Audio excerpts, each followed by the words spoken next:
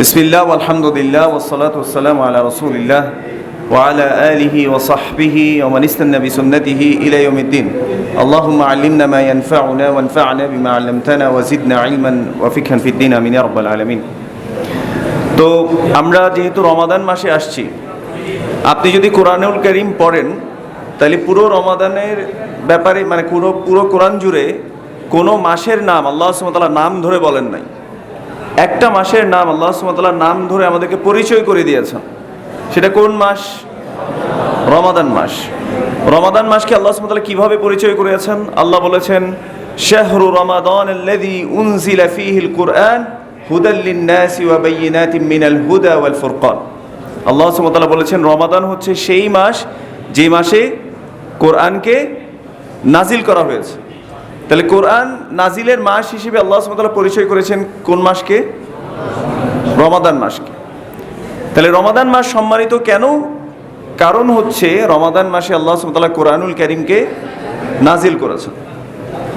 আবার দেখেন, যে মানুষ কোরআনের সাথী হতে পারবে তাকে কিয়ামতের দিন, যেদিন খুব ভয়ঙ্কর একটা অবস্থা থাকবে, সবাই বলতে থাকবে ইয়া নাফসি ইয়া নাফসি, নিজেকে নিয়ে চিন্তিত থাকবে যে আমি কি জাহান্নামী হয়ে গেলাম, আমি কি আল্লাহর প্রিয় হতে পারলাম কিনা, বিচার কখন শুরু হবে, কি হবে আমার, এত ভয়ঙ্কর একটা অবস্থা থাকবে। আজকে দেখেন, এই যে শীতকাল এখন শেষ, গরমকাল ঢুকতেছে, একটু গরম লাগলেই আমাদের অবস্থা খারাপ হয়ে যায় না? 33 ডিগ্রি হইলেই আমাদের অবস্থা খারাপ, 34 ডিগ্রি মানে যখন হয় তখন আমাদের অবস্থা খারাপ। কিন্তু কিয়ামতের দিন এমন একটা অবস্থা হবে যে সূর্য একেবারে মাথার কাছে চলে আসবে। এমন কঠিন সময়েও আল্লাহ সুবহানাহু ওয়া তাআলা কিছু বান্দাদেরকে স্পেশাল ভাবে ট্রিট করবেন। তারা কারা? যারা কোরআনের সাথী হতে পারবে তারা। আল্লাহ সুবহানাহু ওয়া তাআলা বলে, আল্লাহ রাসূল সাল্লাল্লাহু আলাইহি ওয়াসাল্লাম বলেছেন, ইউকালু লিসাহিবিল কোরআন, যে কোরআনের সাথী হতে পারবে, সঙ্গী হতে পারবে, যে সবসময় কোরআন পড়ে, কোরআনের সাথে থাকে, কোরআন তেলাওয়াত করে, তারতিল সহকারে পড়ে, বুঝে আমল করে, তাদেরকে বলা হবে ইকরা ওয়ারতাকি ওয়ারাতিল, তুমি পড়ো আর উঠতে থাকো, আর তুমি তারতিল সহকারে পড়ো, কামা কুনতা তুরাতিলু ফিদ দুনিয়া, যেভাবে তুমি দুনিয়ার জীবনে সুন্দরভাবে তেলাওয়াত করতে। ফা ইন্না মানজিলাতাকা ইনদা আখিরি আয়াতিন তাকরাউহা, কেননা তোমার অবস্থান হবে, তুমি শেষ আয়াত পর্যন্ত যতক্ষণ তেলাওয়াত করবে সেটা হবে তোমার অবস্থান। অর্থাৎ জান্নাতের স্ট্যাটাস, কেউ কেউ বলেছেন যে জান্নাতের স্ট্যাটাস তার এতটুকু হবে যতদিন পর্যন্ত সেই কোরআন পড়তে পারবে। এবার আমরা আমাদের নিজেদের সাথে মিলাবো। ছোটোবেলায় মনে হয় আমাদের মতো কিছু হুজুর আপনার কাছে আসছে, আব্বু আম্মু ঠিক করে দিছে, এখন কোনো রকম আপনি আলিফ বা তা সা পড়ছেন, আলিফ জবর আ, আলিফ জের ই, আলিফ পেশু পড়ছেন, আপনি সাকিন সহ পড়ছেন। কিন্তু বড় হইতে হইতে ওই যে যখন একবার খতম দিছেন, আপনার আম্মু হয়তো পাশের বাসা ভাবিকে গিয়ে বলছে, ভাবি জানেন আর হলা তো একবার খতম দিয়া লাইছে। এই কথাটা বলার পরে এমন খতম হয়েছে আর কখনো কি হয় নাই, মানে আপনি আর কি করেন নাই, কোরআন পড়ার আর কোনো অনুভূতি আপনার মধ্যে আসে নাই। এটা কি আমাদের অধিকাংশের জন্য সত্য না? অবশ্যই সত্য। তো কোরআনকে শুধু ওই জীবনে একবার কোনোভাবে খতম করার জন্যই আসলে পড়ার জন্য আল্লাহ সুবহানাহু ওয়া তাআলা পাঠিয়েছেন? কখনো না। কোরআনের নাম কেন কোরআন? যেটা বারবার পাঠ করা হয়, বারবার পড়া হয়। আল্লাহ সুবহানাহু ওয়া তাআলা বলেছেন, আল্লাযীনা আতাইনাহুমুল কিতাবা ইয়াতলুনাহু হাক্কা তিলাওয়াতিহি। আমরা কে কে মুমিন হিসেবে আল্লাহর সামনে দাঁড়াতে চাই? একটু হাত তুলেন তো, ইনশাআল্লাহ। আল্লাহ সুবহানাহু ওয়া তাআলা আমাদের সবাইকে কবুল করুন, আমিন। তো মুমিন হতে হলে আল্লাহর থেকে সার্টিফিকেট দরকার আছে নাকি? আল্লাহর থেকে কিভাবে সার্টিফিকেট নিতে হয় আল্লাহ সেটাও জানিয়েছেন। আল্লাহ বলেছেন, আল্লাযীনা আতাইনাহুমুল কিতাবা ইয়াতলুনাহু হাক্কা তিলাওয়াতিহি, যাদেরকে কিতাব দেওয়া হয়েছে তারা এটা যথাযথভাবে তেলাওয়াত করে। তেলাওয়াতের দুইটা অর্থ হয়, একটা হচ্ছে আপনি যেটা আমরা বাংলায় বলি তেলাওয়াত করা, আর একটা হচ্ছে অনুসরণ করা।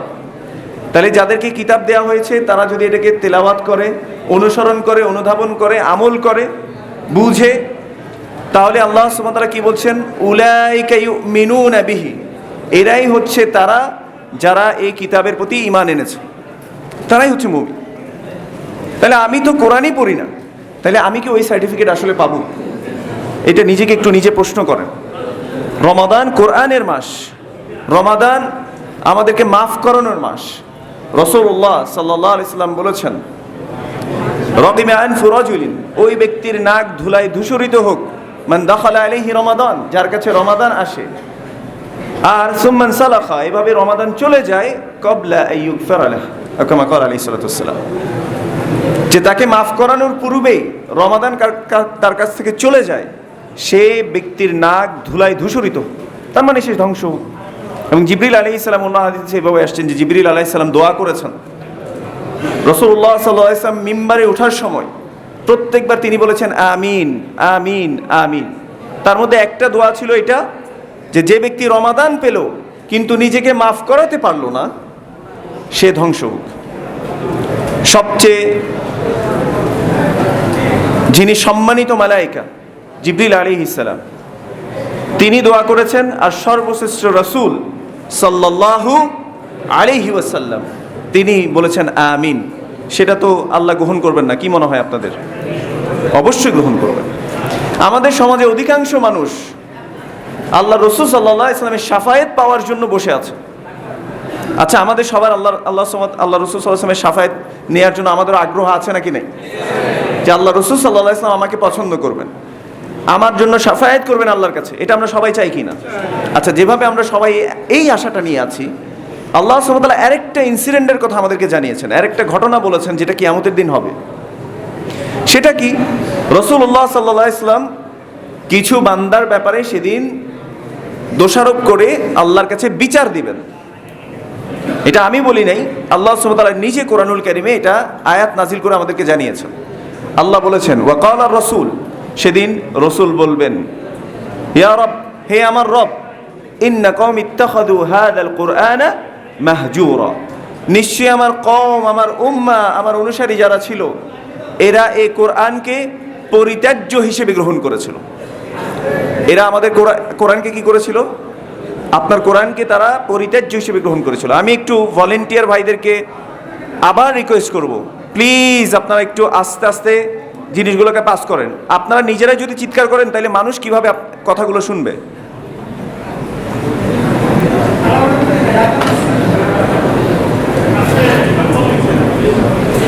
আচ্ছা, আমরা সবাই দুঃখিত, আমি দুঃখিত আপনাদের কাছে, যেহেতু একটু অসুবিধা হচ্ছে, আপনার কথা শুনতে অসুবিধা হচ্ছে, এই জন্য আমি আপনাদের কাছে ক্ষমা প্রার্থনা করছি। আচ্ছা, একটু চিন্তা করে দেখেন, রাসূলুল্লাহ সাল্লাল্লাহু আলাইহি ওয়াসাল্লাম তিনি যদি আল্লাহর কাছে কোনো কিছু বিচার দেন, এটা কি আল্লাহ অবশ্যই গ্রহণ করবেন না? তো আল্লাহর কাছে রসুল সেদিন বিচার দিয়ে বলবে ওয়াকালা রসুল, সেদিন রসুল বলবে, এটা আল্লাহ বলছেন, তিনি যে বিচার দিবেন এটা আল্লাহ নিজে জানিয়ে দিয়েছেন। ইয়া রব, হে আমার রব, ইন্না কওমি ইত্তাখাযু হাযাল কুরআনা মাহজুরা, নিশ্চয়ই আমার কওম, আমার উম্মাহ, তারা এই কোরআনকে পরিত্যাজ্য হিসেবে গ্রহণ করেছিল। হিজরত শব্দটা শুনছেন না আপনারা? এই হিজরত, হ্যাঁ জিম র, হাজারা শব্দ থেকে আসছে, তাই না? রাসূলুল্লাহ সাল্লাল্লাহু আলাইহি ওয়াসাল্লাম মক্কা থেকে কোথায় হিজরত করছেন বলেন তো? মদিনায় হিজরত করছেন, একদম ছেড়ে চলে আসা। এখন আমাদের অবস্থা হয়েছে কি, ওই যে ছোটবেলায় একজন হুজুর ঠিক করছে, আব্বু আম্মু কোনো রকম পড়ছি, পড়ে যে এমন খতম দিছি, খতম দেওয়ার পরে এই খতম একদম খতম, একদম টাটা বাই বাই, আর নাই। আমাদের এখন অবস্থা হয়েছে কি, রাসূল সাল্লাল্লাহু আলাইহি ওয়াসাল্লাম যেমন মক্কা থেকে মদিনায় হিজরত করছে, আমরা কোরআনের থেকে এভাবে আমরা কি করছি, হিজরত করে ফেলছি। বুঝতে পারছি? এই জন্যই আল্লাহ রাসূল সাল্লাল্লাহু আলাইহি ওয়াসাল্লাম কিয়ামতের দিন, এই যে মাহজুরা শব্দটা, এই শব্দ থেকে আসছে, হিজরতের সাথে মিল আছে না? মাহজুরা এই কোরআনকে ছেড়ে দিছে। এই জন্য আসেন কোরআনটাকে একটু বুঝে পড়ার চেষ্টা করি।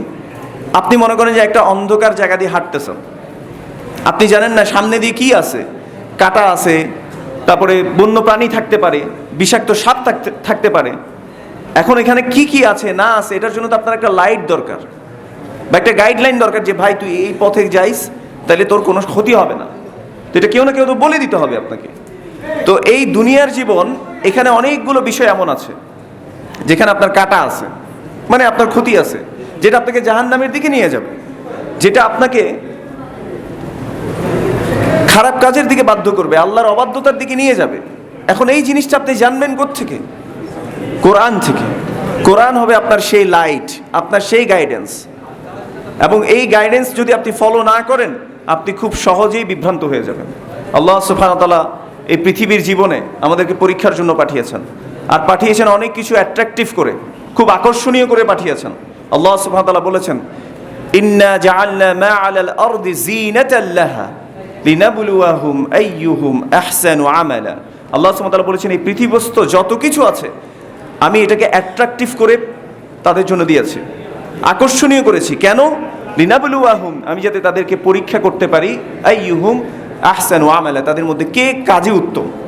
আপনি দেখেন আজকে একদম প্র্যাকটিক্যাল একটা উদাহরণ আপনি দেখে নেন। ধরেন একটা ভাই খুব সুন্দর ঘড়ি পরছে হাতের মধ্যে, আপনার সাথে সাথে মনে কি আসে বলেন তো? ভাই কোত্থেকে নিছেন? মানে আপনারও নেওয়ার জন্য একটা আকর্ষণ হয়, তাই না? আপনি আকর্ষিত হন। খুব সুন্দর একটা জুতা কেউ পরছে, আপনার সাথে সাথে মন চায় ভাই কোত্থেকে নিছেন, মানে আপনিও নিতে চান, সেটা আপনিও পেতে চান। তো আল্লাহ সুবহানাহু ওয়া তাআলা বলছে, ইন্না জাআলনা মা আলাল আরদি যিনাতাল লাহা, আল্লাহ সুবহানাহু ওয়া তাআলা এটাকে সৌন্দর্যমণ্ডিত করেছে, পৃথিবীস্থ যত কিছু আছে। তো আপনার এরকম পেতে মন চায়, কিন্তু আপনাকে বুঝতে হবে যে আল্লাহ আপনাকে একটা বাউন্ডারি দিয়েছেন। সেই বাউন্ডারিটা আপনি কোত্থেকে জানবেন? কোরআনুল কারীম পড়ার মাধ্যমে জানবেন, এবং রাসূলুল্লাহ সাল্লাল্লাহু আলাইহি ওয়াসাল্লামের হাদিসের মাধ্যমে আপনি জানতে হবে। এই ছাড়া আপনার আমার জানার আর কোনো কি নেই, উপায় নাই। আমরা আমাদের রোল মডেল বানিয়ে নিয়েছি বিভিন্ন ব্যক্তিদেরকে। আপনি দেখেন আজকে নেইমার যেভাবে চুল কাটে, দেখবেন যে পোলাপাইন সবাই এইভাবে চুল কাটা শুরু করছে। কেন? সে নেইমারকে ভালোবাসে। আবার নেইমার যে গেঞ্জিটা পরে, সে সেই গেঞ্জিটা পরে পরে ঘুরে। আচ্ছা, নেইমারের কথা বাদ দেন, মনে করেন যে মেসির কথা সবাই জানে। নেইমারের কথা বললে যারা আবার আর্জেন্টিনা সাপোর্টার তারা বলবে যে না, এই তো মনে হয় ব্রাজিল সাপোর্ট করে। যাই হোক, তো এখন যারা মেসিকে পছন্দ করে দেখবেন যে সবসময় 10 নম্বর জার্সিটা পরে পরে ঘুরতেছে, ওই আর্জেন্টিনার জার্সি পরে পরে ঘুরতেছে। কেন? সে মেসিকে ভালোবাসে। তো এই যে ভালোবাসা, এটাও আমরা এক্সেসিভ লেভেলে নিয়ে যাই। আমরা আসলে যাকে যেভাবে ভালোবাসি তাকে সেভাবে অনুসরণ করার চেষ্টা করি। এই জন্য রাসূলুল্লাহ সাল্লাল্লাহু আলাইহি সাল্লাম আমাদের জন্য যে আদর্শ, এই জিনিসটা আমাদেরকে আগে বুঝতে হবে। আপনি যদি একজন ভালো বাবা হতে চান, রাসূলুল্লাহ সাল্লাল্লাহু আলাইহি সাল্লামের মধ্যে সেই আদর্শ রয়েছে। আপনি যদি ভালো একজন লিডার হতে চান, রাসূলুল্লাহ সাল্লাল্লাহু আলাইহি সাল্লামের মধ্যে সেই আদর্শ রয়েছে। আপনি একজন ভালো সন্তান হতে চান, সেটাও রাসূলুল্লাহ সাল্লাল্লাহু আলাইহি সাল্লামের মধ্যে আছে। আপনি যে কোনো গুণ আপনি খুঁজেন না কেন, আল্লাহ সুবহানাহু ওয়া তাআলা সেই গুণটা দিয়ে পাঠিয়েছেন কাকে? রাসূলুল্লাহ সাল্লাল্লাহু আলাইহি ওয়াসাল্লাম। আর সেটাকে আল্লাহ সুবহানাহু ওয়া তাআলা জানিয়েছেন কোরআনুল কারীমে। আল্লাহ সুবহানাহু ওয়া তাআলা কোরআনুল কারীমের মধ্যে বলেছেন কি? লাকাদ কানা লাকুম ফি রাসূলিল্লাহি উসওয়াতুন হাসানা, নিশ্চয়ই তোমাদের জন্য রাসূল সাল্লাল্লাহু আলাইহি ওয়াসাল্লামের মধ্যে রয়েছে উত্তম আদর্শ। কিন্তু কিছু কিছু বান্দা তারা কিয়ামতের দিন আফসোস করবে। আচ্ছা বলেন তো, কিয়ামতের দিন যদি কেউ আফসোস করে, সেই আফসোস করাতে কোনো ফায়দা হবে কি না? আল্লাহ সুবহানাহু ওয়া তাআলা বলছেন, সেদিন কিছু বান্দা বলবে, ইয়া লাইতানি ইত্তাখাযতু মা'আর রাসূলি সাবিলা, হায় দুর্ভোগ আমার, আমি যদি রাসূল সাল্লাল্লাহু আলাইহি সাল্লামের সাথে আমার পথটাকে বেছে নিতাম। ইয়া ওয়াইলাতা লাইতানি লাম আত্তাখিয ফুলানান খলিলা, সেদিন বলবে, হায় দুর্ভোগ আমার, ধ্বংস হোক আমার, আমি তো নিজেকে ধ্বংস করে ফেলেছি, যদি আমি অমুক ব্যক্তিকে আমার অন্তরঙ্গ বন্ধু হিসেবে না নিতাম। তার প্রথম আফসোস কি হবে? ইয়াকুলু ইয়া লাইতানি ইত্তাখাযতু মা'আর রাসূলি সাবিলা, সে বলবে, হায় দুর্ভোগ আমার, আমি যদি রাসূল সাল্লাল্লাহু আলাইহি ওয়াসাল্লামের সাথে আমার পথটা নিতাম। দ্বিতীয় আফসোস করবে, আমি তো ধ্বংস হয়েছি, আমার দুর্ভোগ আমার প্রতি, আমি যদি অমুককে আমার বন্ধু হিসেবে না নিতাম। এজন্য আপনার বন্ধু কাকে বানাচ্ছেন এটা একটু দেখেন। সে আরো আফসোস করে বলবে, লাকাদ আদাল্লানি আনি যিকরি বা'দা ইয জাআনি, আমার কাছে আল্লাহর রিমাইন্ডার আসার পরেও, আল্লাহর পক্ষ থেকে সতর্কতা আসার পরেও সে আমাকে পথভ্রষ্ট করে ফেলছিল। ওই যে যাকে বন্ধু হিসেবে নিছে, অন্তরঙ্গ বন্ধু হিসেবে, পথভ্রষ্ট করে ফেলেছে তাকে। তো সে আফসোস করে, সেদিন সে আফসোস করে আসলে কোনো লাভ হবে না।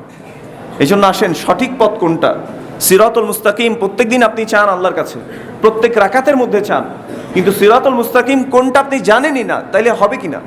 আপনাকে তো জানতে হবে। তো সেই জানার জন্য তো আপনাকে কোরআন পড়তে হবে।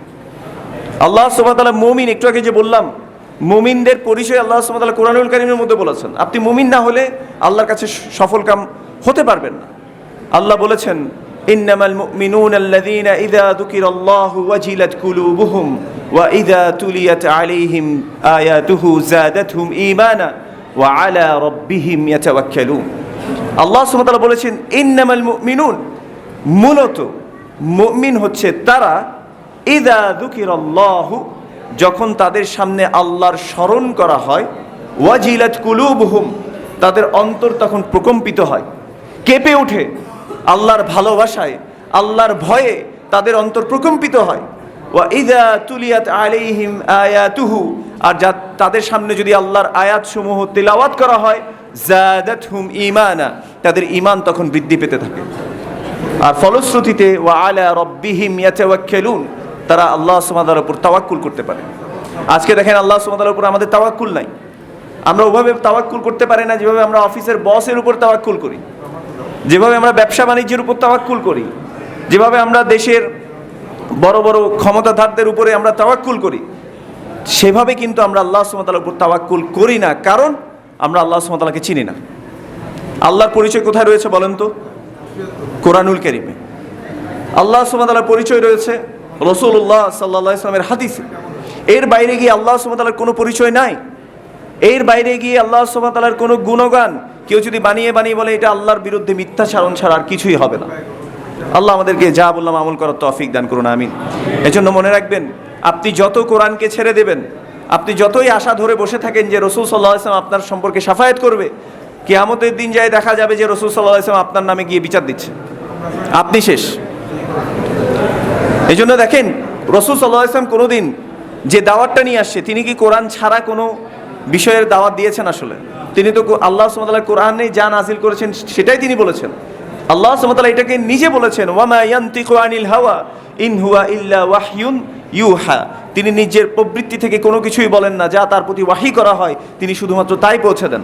তো রাসূল সাল্লাল্লাহু আলাইহি ওয়াসাল্লাম কোরআন পড়তেন, কিন্তু আপনি কোরআন পড়তে পারেন না, তাহলে আপনি কিভাবে রাসূল সাল্লাল্লাহু আলাইহি ওয়াসাল্লামের ফলোয়ার হলেন?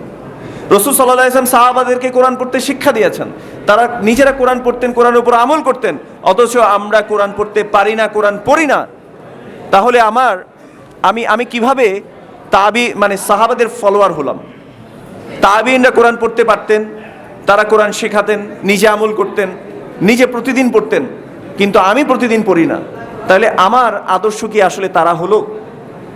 আমার আদর্শ যদি ওই যে নেইমার মেসির মতোই থাকে, আল মারউ মা'a মান আহাব, রাসূল সাল্লাল্লাহু আলাইহি ওয়াসাল্লাম বলেছেন, যে যাকে ভালোবাসে, হ্যাঁ, সে তার সাথেই থাকবে। আপনি কি পছন্দ করেন আপনার হাসর এবং নাসর হোক মেসি, নেইমার এদের সাথে? বিশ্বাস করেন এরা আপনাকে না পারবে জান্নাত দিতে, না পারবে আপনাকে জাহান্নাম থেকে বাঁচাতে। আসেন, জাহান্নামে এত কঠিন, আপনি একটু বোঝার চেষ্টা করেন। আপনার এখানে হয়তো গরম লাগার কারণে কিছু কিছু জায়গায় ফ্যান ছেড়েছেন, এসি চলছে যাতে আপনার গরমটা কম লাগে। আল্লাহ সুবহানাহু ওয়া তাআলা বলেছেন জাহান্নাম এমন একটা জায়গা, লা ইয়াযুকুনা ফিহা বারদাও ওয়ালা শারাবা, সেখানে তারা কোনো ঠান্ডা অনুভব করবে না। এবং তারা খাওয়ার জন্য, গরম লাগলে কি করেন আপনি? তাড়াতাড়ি পানি খান বা কোনো ঠান্ডা কিছু খান। এই যে ইফতারের আগে এখন আপনার মনে হচ্ছে যে এক বালতি পানি দিলেও আপনি খেয়ে ফেলতে পারবেন, এমন একটা অবস্থা হয়ে যায়, তাই না? তো আল্লাহ সুবহানাহু ওয়া তাআলা বলছে জাহান্নাম এমন একটা জায়গা, যে জায়গায় আপনি পানিও পাবেন না। কি দেয়া হবে আপনাকে? ইল্লা হামিমা ওয়া গাসসাকা, শুধুমাত্র হামিম। হামিম বলা হয়, এটা হচ্ছে জাহান্নামের উত্তপ্ত গরম পানি, যেটা খেলে মুখ ঝলসে যাবে এবং পেটের যত নাড়ি ভুঁড়ি আছে সেগুলো সবগুলো বের হয়ে যাবে। এত কঠিন একটা অবস্থা হবে জাহান্নামের মধ্যে।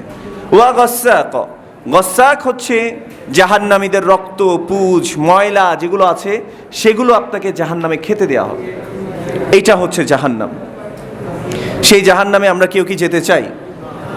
তাহলে আমাদেরকে কোরআন পড়তে হবে না? আমাদেরকে আল্লাহ কোন কোন কাজে খুশি হন, কোন কোন কাজে তিনি অসন্তুষ্ট হতে পারেন, সেগুলোকে জানতে হবে না?